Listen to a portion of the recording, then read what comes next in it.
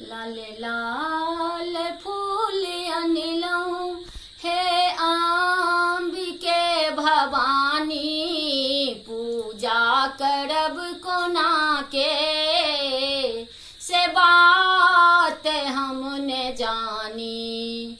भटकल यहाँ के बेटी दौड़ल दुआरिए लऊं, स्नेह अछि चरण सा बिनती अपन सुने लऊं।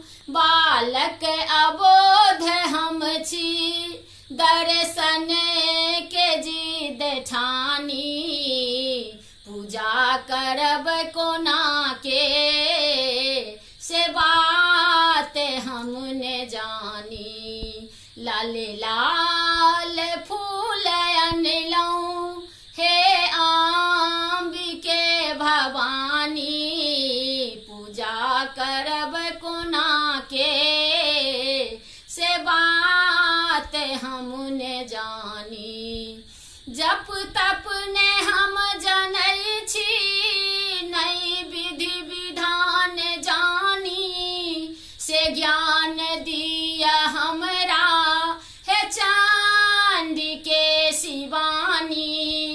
ममता अपन देखाबू ममता मई भवानी, पूजा करब कोना के से बात हमने जानी।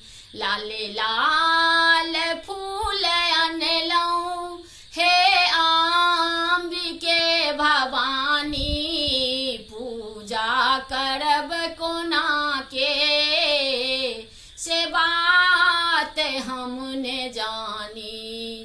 एक बेर कनिक यहाँ माँ अपना नयन सो ताकू, सेवा करब हे दुर्गा अपना शरण में राखू।